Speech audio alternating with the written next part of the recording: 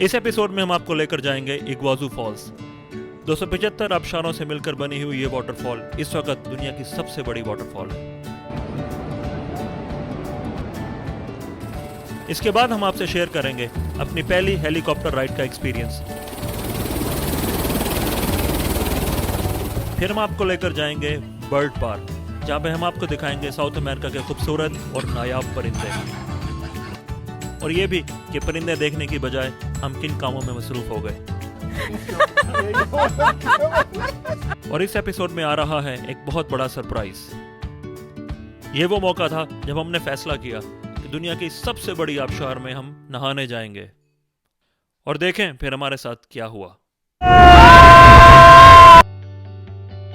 अगर आप भी मेरी तरह आवारगी के इस जज्बे से बेचैन हैं तो आए हमारा साथ दें, क्योंकि आवारगी का यह सफर अभी जारी है।